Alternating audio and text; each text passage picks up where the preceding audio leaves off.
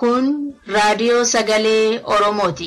Raadiyoon sagalee Oromoo torbanitti guyyaa 3 wixata, roobii fi sanbata galgala keessaa sa'a 7 haga 7:30 dambalii gabaabaa meetirbaandii 16 yookaan kiiloohertzii 17,850 irratti qophiilee isiniif dabarsu amma jalqaba. Kun raadiyoo sagalee Oromooti.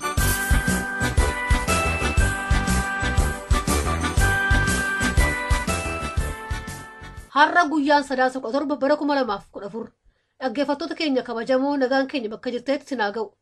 Qophiilee keenya hordofuuf akka isinii tolutti sagantaa har'aaf qabnuun dursee isin beeksisa. Qophii hundee keessatti gaaffiif deebii gaafatamtoota waldaalee hawaasaa Oromoo biyya Yuunaayitid Kingdom keessa jiraatan waliin taasifame isiniif dhiyeessina. Qophiin fayyaa hawaasaas yeroo isaa eeggatee isiniif dhiyaata. Hunda dura kan dhiyaatu oduudha. An kan isin keessummeessu Lalisee Odaajootii amma gara duuttan isin dabarsa. Akka mul'atan dhaggeeffattoota keenya oduu saati kanaaf qabnu sin dhageessisaa. An oduu kan sin dhageessisu Dhaabasaa Waaq jiraatee duraan dursee matoota oduu har'aaf qabnu keessaa.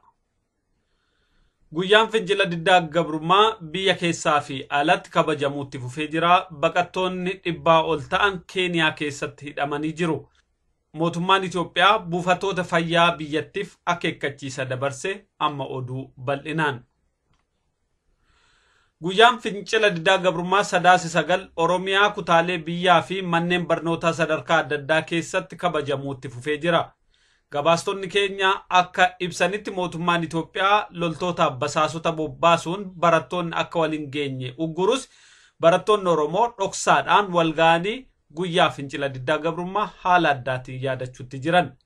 Barattoonni Oromoo manneen barnootaa garaa keessa jiran walga'uudhaan akka ibsanitti yeroo ammaa dhiittaa barattootaa fi dargaggoota Oromoo akkasumas uummata Oromoo waliigalaarra ga'aa jiru akka balaaleffatan ibsanii qabsoo karaa nagaatiin gaggeessanillee akka jabeessaniitti fufan dhaamaniiru.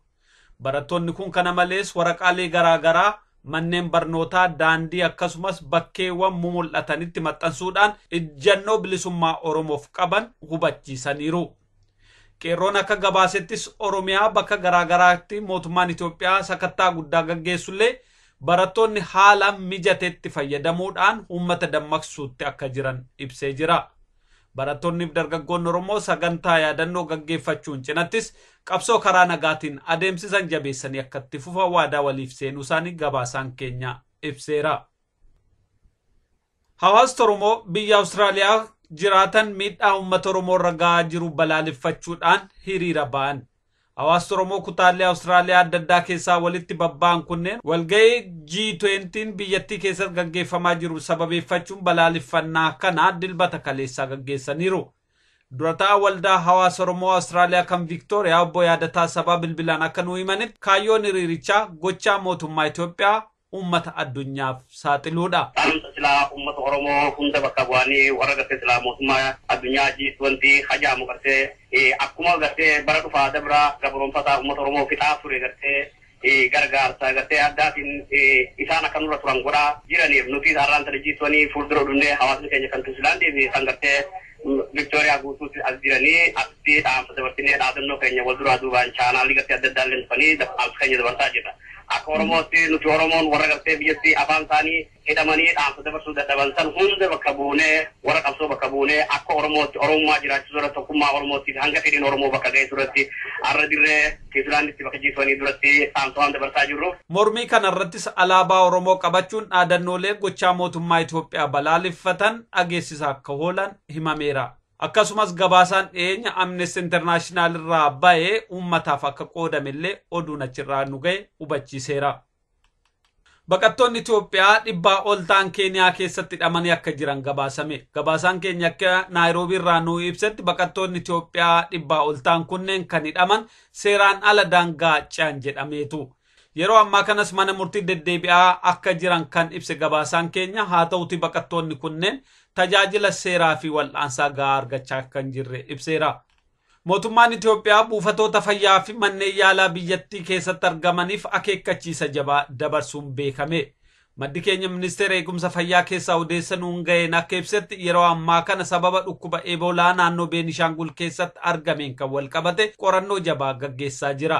Haaluma kanaan kan wal qabate odeeffannoo fi xalayaan kamuu dhimma Eboolaan kan wal qabate akka hin barreeffamne akeekkachiisti jabaa darbee jira jedheera maddi keenya. Torban darbe xalayaan tokko naannoo Beenishaangul keessaa lo'ee ba'ee dhibeen Eboolaa naannoo sanatti argamuusaa akeekuunsaa kan yaadatamudha. Haa ta'uutii mootummaan Itoophiyaa Eboolaan biyyattii keessa akka hin jirre ibsaa jira. Jiraatus nama dhibee sanaan qabame tajaajiluuf ga'umsaan qaba jedhee ture. Haa ta'uutii xalayaan naannoo Beenishaangul irraa argame kun akka ibsutti naannoo sanatti ogummaanis ta'e meeshaan dhukkuba sana tajaajilu waan hin jirreef rakkoo keessa bu'anii akka jiran ibsee jira. Oduun sa'aatii kanaaf qabnu kanumaa qophii hafe waliin nagaan nu waariyaa.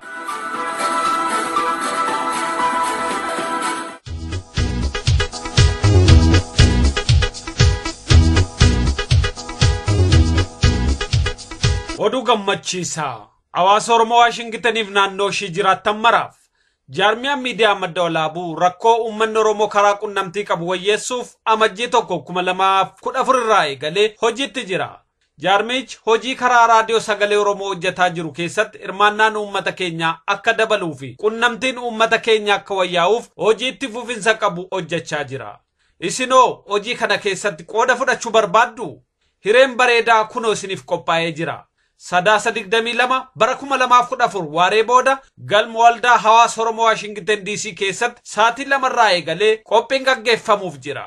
Sagantaa kanarratti miseensi boordii jaarmiyaa miidiyaa madda walaabuu obbo Ibsaa Guutamaa argamanii ibsa kennu. Isin hin darbiin sagantaa kanarratti hirmaachuun waa'ee jaarmiyaa miidiyaa madda walaabuu hubannoo akka argattan sin gargaara. Hawaasni odeeffannoo gahaa qabu murtii qajeelaa fudhachuuf hin rakkatu. Jaarmiyaa miidiyaa madda walaabuu.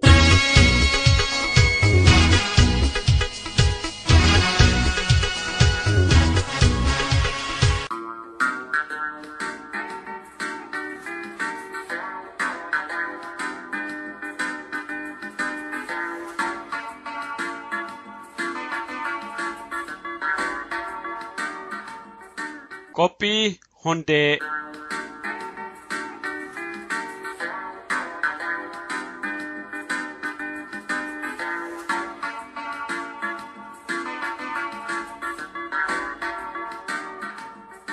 Dhaggeeffattoota keenya kun torbaanitti al tokko kan isiniif dhiyaatu qophii hundeeti. Qophii hundee har'aa keessatti gaafiif deebii gaafatamtoota waldaalee hawaasa Oromoo biyya United Kingdom keessa jiraatan waliin taasifame isinii qabannee dhiyaanneerra. Gaafiif deebii kana kan godhe waa'ila keenya Alii Galatoodha. Mee obbo Ahmed Deeba riippoortiin bahee namnillee dubbisee mootummaa Ingiliizillee horii agawii dhaabne jedhanii isaan amnistiif hin dhaabne jedhanii haa ta'u kana Oromoon dhaga'e ulee marattuu godhee Minisoota moo DCT amma walgeettii wayillee godhamee ture achirratti dubbaasoonni adda addaa godhame maal inni wanti godhamuu qabu amma ala kanatti biyya adda addaa kanatti maal godhuu qaba uummanni Oromoo hawaasni maal godhuu qaba akkamittillee waa godhuu qaba jettanii bikkitammee obbo Ahmed Deebe. Galatoomii amma ka godhuun nurra jiru nuti duratti deemuun nurra jira. Fuulli duratti hin deemnu uummanni Oromoo bakka jiru hundaa cimutu irra jira wal qabachuun nurra jira. Laal tokkoomuun nurra jira yoo tokkoomne hawaasni biyyoota addaan addatti faca'ee jiru kun hundi biyya jiru keessatti yoo tokkoome yoo afaan tokko waa gaafate dhageettii arganna gartee addunyaarraa. Kanaaf rakkoo uummanni keenya keessa jiru qo'annee qayyaabannee jechuun akka biyyarraa ala jirutti ala jiraachuu hin qabnu biyyatti hidhamuu qabna. Haala fakkeenyaaf rakkoon itti dabalamaa achi jiruun nutis asii sochii keenyatti dabaluu qabna. Fakkeenya yoo sii kaase amma yeroo ammaa nuti warri hawaasni naannawa kana jiraatan UK keessa jiraatan akka bifa tokkummaa tokkoon jaaramne fuulduratti bifa tokkoon sochoonu kansala gartee jaarmayoota Oromoo kan jedhu yeroo gabaabaa keessatti gadhaabnee jirra.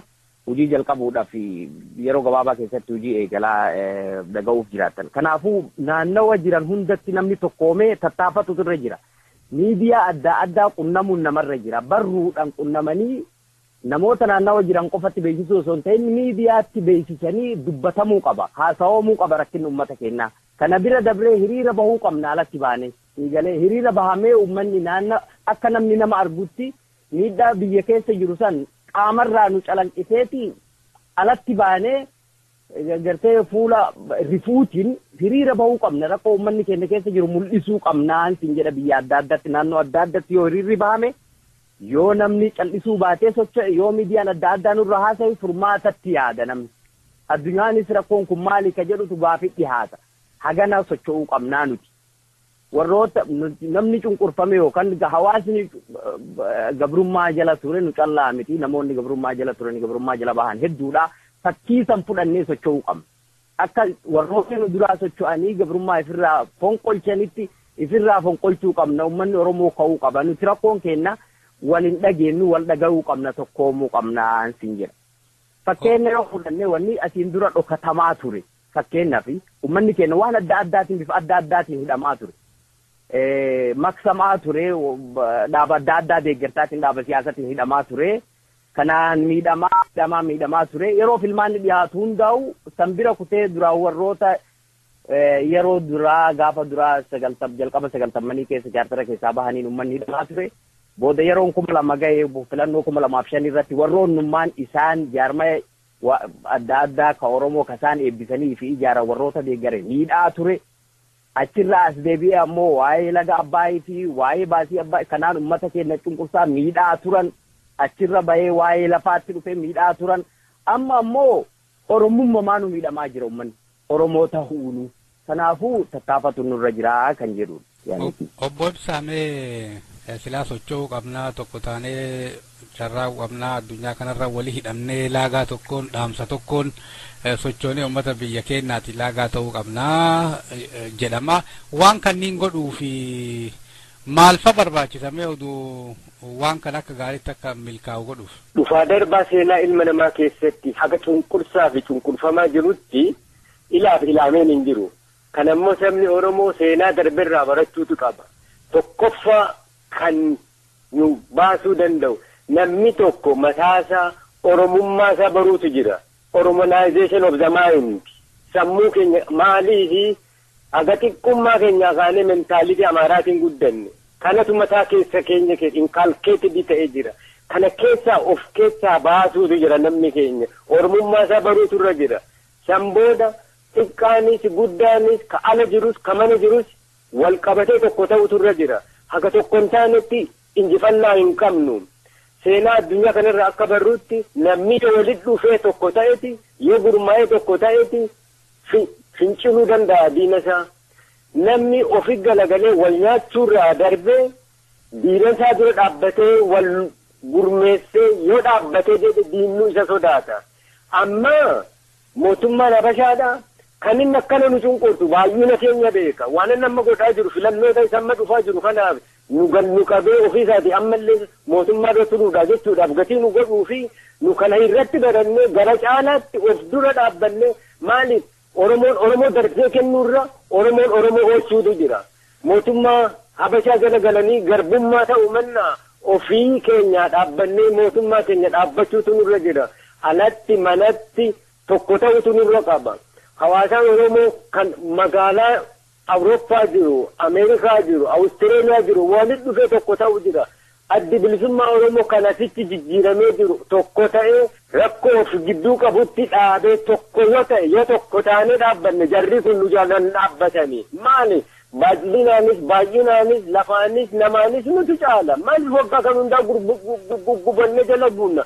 Tokko ta'uu qabna. Yoo tokko hin taane homaan jiru. Kolonial mentality of keessaa baasnee of dura dhaabbachuutu jira akka ilmaan Oromootti. Kan inni itti jedha. Yoo tokko hin taane ta'e ammallee waggaa 100 caalaa nu bitani. Kana barachuutu qaba namni Oromoodha.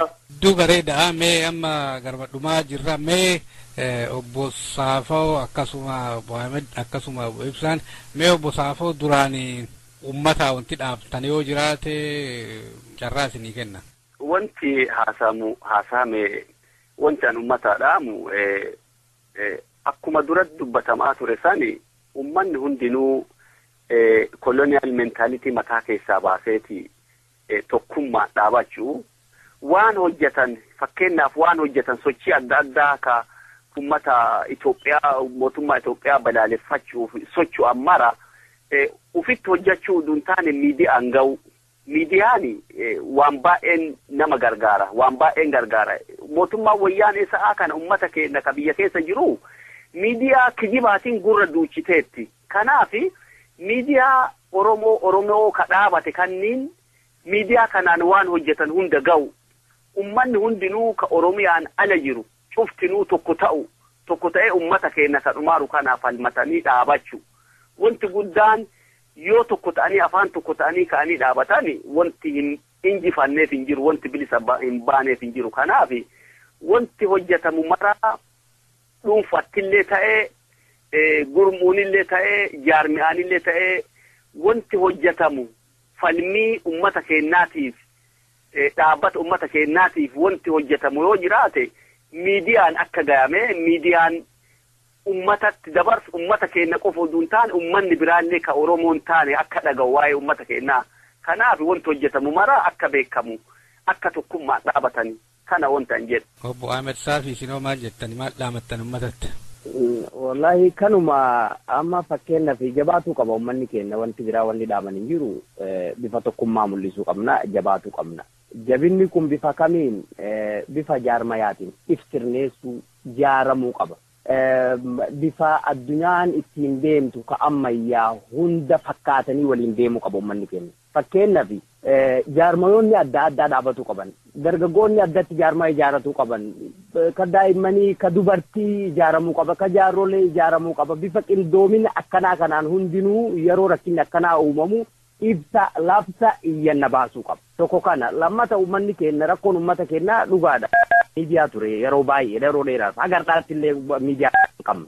Haa ta'u hanguma jiru kana qunnamuun nurra jira miidiyaa adda addaa qunnamuun nurra jira. Yeroon ammaa yeroo duriitiin adda har'a namni dhugaatee ukkaamtee irra taa'uu hin danda'u. Har'a telefoonni ati harkaa qabdu miidiyaadha. yuutuubiin waan hedduu dabartuu danda'a namni. Dhugaadha bakka jiranitti mootummaan akka malee eegumsa mootummaan gabrooftota akka malee eegumsaa fi miidhaa uummata irra jira. Kun hanga tokko duran dhaabata garuu murannoo namni qabu har'a dhugaatee namni dhoksuu hin danda'u. Madaa jiru bakka dhawametti nama bakka miidhametti yoo suuraa miidiyaa tokkoof dabarsite hojiirra oola. Xalayaa tokko irratti bahuu danda'a maxxansaa tokko irra maxxanfamuu danda'a. Uummanni keenya jabaatuu qaba. Dammaquu qabna wal qabatuu qabna ka'uu qabna jedha gabaabinatti. Obbo Ibsaa Hoosi maal dhaamatta? Tokko ta'uudhuma kan nu barbaachisu maaliif muki tokko inaarti malee hin bobaatuu jedhani. Amma yoo baay'annee jenneeti abidda boba'aa jiru kanatti itti dabaluu qabna. Kanaaf ka ala jirru keessumaa nutu Oromoo bilisa baasameeti. Ka Oromoo bilisa baasu ka bakkaa fi gaara Oromoo keessaa loluudha. Nu isaaniif dhaabbannee waan isaan godhaa jiran addunyaatti dabarsuu afaan tokkoon yaada tokkoon gaaraa tokkoon dhaabbannee itti dabarsuutu nurra jira. Kunoo miidiyaa amma dhaabbataa jiru warra OMN kana gargaaruu qabna maali afaan keenya ta'anii nu dubbataa jiranii kan isaan nu dubbatan biyyatti dhaga'ama biyyi ka propagaandaa habashaa dhaga'uu caalaa yoo isa dhugaa kan Oromoo darbu kana yoo dhaga'e jedhe onnee isaatu finfina. Kanaaf jecha isaanin jabeessuullee ni qabna. Kana gaawaanan jedhu kana caalaa waan itti dabaluun qabu. Hayyee keessummoota keenya obbo Ibsaa Leeds Community irraa obbo Saafoo Yorkshire Community irraa akkasuma obbo Ahmed Saafi Bradford Community biyya UK yookiin United Kingdom irraa asitti sagantaa keenyarra dhiyaataniiti gaaffii deebii kana godhuu fi hedduu ulfaadha maqaa dhaggeeffattoota keenyaa isiniin jedha. Yes, ini sulfada galata guddaa sini kam.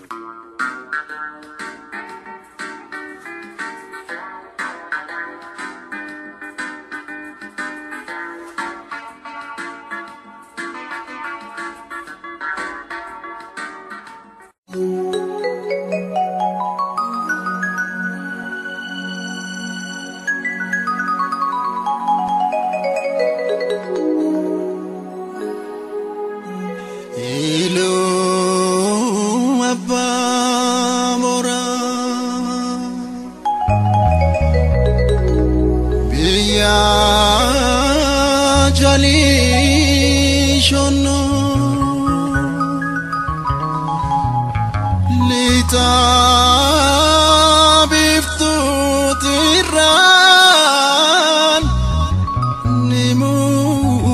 mul'atti kunoo iluu abbaa boraa biyyaa firrisaa boogaa biyyaa meetii shaangoo ni mul'atti kunoo.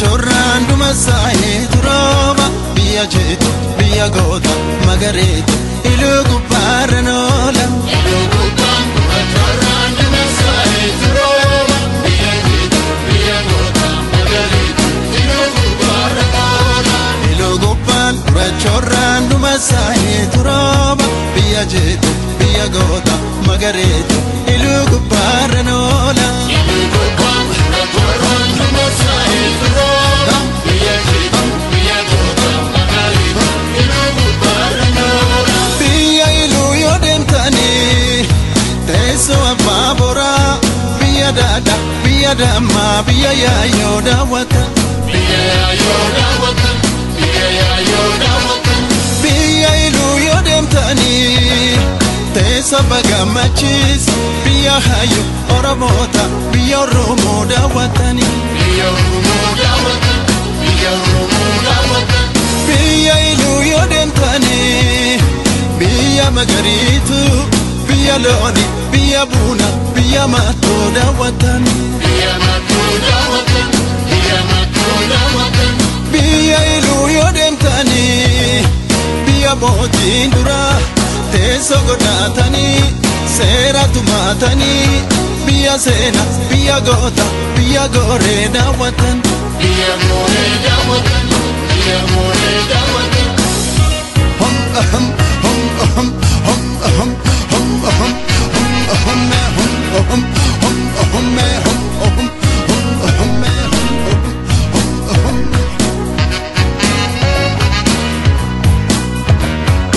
ya lola ya lolebo ya lola ya lolebo ya lola ya lolebo ya lola ya lolebo ato gamda gabda ya lolebo ya lola ya lolebo gamta biya gabda ya lolebo ya lola ya lolebo isandi namita ya lolebo ya lola ya lolebo yomati mita ya lolebo ya lola ya lolebo ya lola ya lolebo ya lola ya lolebo elele ya mareo elele ya mareo elele ya mareo elele ya mareo ijolle lokote mareo elele ya mareo ondom daro kote mareo elele ya mareo aman sinargate mareo elele ya mareo.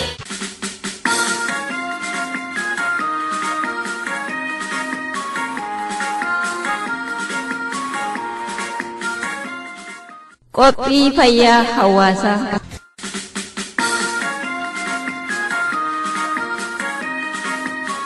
Kabajamtoota dhaggeeffattoota qophii fayyaa hawaasaa akkam jirtu? Qophiin fayyaa hawaasaa torbanitti si'a tokko wiixata isinii darba amma dhiyaata. Dhaggeeffattoota keenya qophii fayyaa hawaasaa jedhu har'aa kana keessatti cuunfaa yaadota kanaan dura irratti dubbanne ilaalchisee wanneen murteessoo ta'an maal faadha kan jedhu mari'anna. Kana jechuun fakkeenyaaf mata duree adda addaa jalatti waa'ee fayyaa gosa dhukkuboota fayyaa namaa hubuu danda'anii akkamitti irraa of eeggachuun akka danda'amu yookiin irraa wallaanamuun akkamitti akka danda'amu ilaalaa turre. Dabalees akkasuma dhukkuboota daddarbanii fi hin daddabarre, dhukkuboota alarraa osoo hin beekamin nama qabuu malanii fi dhukkuboota abbaan ofitti fiduu danda'u, fakkeenyaaf dhukkuboota garagaraa kan nyaata, dhugaatii yookaan tamboo aarsuurraa nama qabuu danda'an kan ilaalu yeroo garagaraatti qophii kana keessatti ilaaluu yaalleerra. Haa ta'u malee qophii har'aa keessatti kanneen hundaaf murteessoo warreen ta'an maal faadha kan jedhu yaadota jiran ilaalla. Dhukkuba gosa kamuu haa ta'u dhukkuba sanarraa wallaanamuus ta'e irraa of eeggachuuf warreen murteessoo ta'an gosa kamiifuu walqixa dalagan yookiin dhiibbaa geessisuu danda'an maal kan jedhu ilaalla. Wanneen gurguddoon fayyaa nam-tokkees ta'e guutuu hawaasaaf murteessoo ta'an kan yeroo sirriitti dalagaarra hin oollees dhiibbaas geessisuu danda'an bakka gurguddaa sadiitti hiramanii jiran. Sadan kun maal faadha? Tokkoffaa yookaan sadarkaa duraatti downstream biomedical yookaan physiological jedhaman jechuudha afaan Ingiliishiin.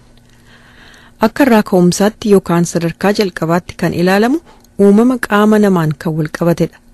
Kana jechuun akka itti qaamni keenya uumamaan hojjetu dhukkuba kamii uumamaan ofirraa ittisuu akka danda'uu fi hin dandeenye namni kamuu uumamaan qaamni isaa yookaan ishee maal akka ta'e kan uumamaan qaban kana ammoo namni akkamiin miidhaa akka irra geessisu yookiin dhukkubni alaa itti dhufu akkamiin akka miidhu kan ibsudha. Kunis maal jechuu akka ta'e ilaalla. Fakkeenyaaf dhukkuboota sochii dhabinsi qaama keenyaa nutti fidu yookaan qaamni keenya akka barbaadamutti dalaguu dhabuurraa dhukkuboota nu qabuu danda'an yookaan dhukkuboota sanyii yookaan qomuudhaan nama qabuu danda'an sadarkaa duraa kana keessatti ilaalamu.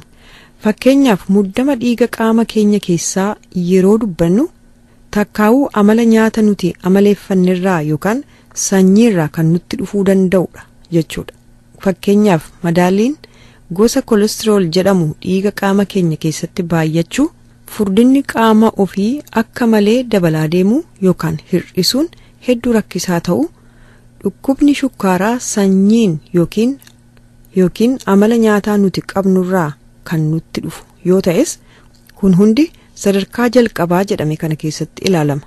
Kana malees sadarkaa duraa keessatti kan ilaalaman dha'icha, rukuttaa yookaan dhukkubbiin onnee, dhukkuboota yeelalsoo adda addaa namni dhalootaan qabaachuu malu, fakkeenyaaf dhukkuboota dhukni yookaan hormooniin qaama namaa keessaa sirriitti dalaguu hanqachuurraa nama qabu kan kana fakkaatan kan dabaludha. Lammaffaa yookaan sadarkaa lammaffoo yookiin giddu galeessaatti kan ilaalamu mainstream factors kan jedhaman bakka afuritti qoodamu. Tokkoffaa amala abbaan qabu. Amala nuti akka dhuunfaatti yookiin mata mataatti qabnurraa dhukkubni nu qabuu danda'a. Fakkeenyaaf tamboo aarsuun amala namni qabudha. Uumamaan kan namatti dhufu yookaan waliin dhalatan miti. Farshoo dhuguu yookiin machiin amala namni guddina keessa ofitti fidudha malee kan jalqabumarraa uumamaan waliin dhalatan miti. Sochiin qaamaa yookaan physical exercise gochuu dhabuun amala talisummaa namni qabudha malee waan uumamaan itti fide yookaan uumamni itti fide miti jechuudha. Kanaaf amalli ofii dhukkuba namatti fiduu yookaan irraas nama fayyisuu, hambisuu yookaan baraaruus danda'a jechuudha. Lammaffaan qorgamtooma yookaan psychosocial. Qorgamtooma yookaan psychosocial kan jedhamu akka tuutaattis ta'e akka hawaasaatti akka gurmuuttis ta'e akka gareetti gamtaa jireenyaa yookaan social life namoonni wal keessattis ta'e wal gidduutti qaban fayyaa qabaachuu yookaan dhabuu isaaniif sababoota jiran keessaa isa tokko akka ta'etti ilaalama. Fakkeenyaaf nama yaanni yookaan yaaddoon yookiin gaddi qalbii cabsite sammuunsaa yookaan sammuunshii fayyaan qabaatu. Deggirsa gaarii itti dhiyeenya mishaa tumsa yeroo akkasii keessa barbaachisu yoo itti waakkatame namni sun hiikaan jiraachuu maal kan jedhu gara of gaafachuutti deebi'a yookaan deebiti. Gaaffiin akkasii ammoo caalaattuu qalbii cabsuu danda'a. Sadaffaa dinagdooma hawaasaa yookaan dhiibbaa dinagdoomni hawaasaa yookaan soosho-ikonoomik fayyaa irratti qabaatu akka tuqaa isa sadaffaatti ilaalama. Kanaaf fakkeenya kan ta'u jireenyi magaalaaf baadiyyaa wallaansa dhukkuba irratti dhiibbaa guddaa akka qabaatu qorannoon garaagaraa ni ibsan. Tajaajila fayyaa dafanii argachuuf dhabuu, gatii wallaansaa qabaachuu fi dhabuu, beekumsa wallaansaa fi amala dhukkuba sanaa irratti akka dhuunfaattuu beekumsa isaa qabaachuu fi dhabuun kan kana fakkaatan dinagdooma hawaasaa kana keessatti ilaalaman. Kanaaf hawaasni sun dinagdeen of ga'ee jira yoo ta'e wallaansa gahaas argachuu danda'a. Mana yaalaa yookaan wallaansaa gahattis qabaata jechuudha. Kanaaf dinagdoomni hawaasaa fayyaa hawaasichaa akka tuutaatti gamtaattis ta'e akka nam tokkeetti hubuus ta'e misheessuu danda'a jechuudha. Dhaggeeffattoota keenya kan qopheessee isinii dhiyeesses ana Leensaa Dinqaati. Turtii gaarii.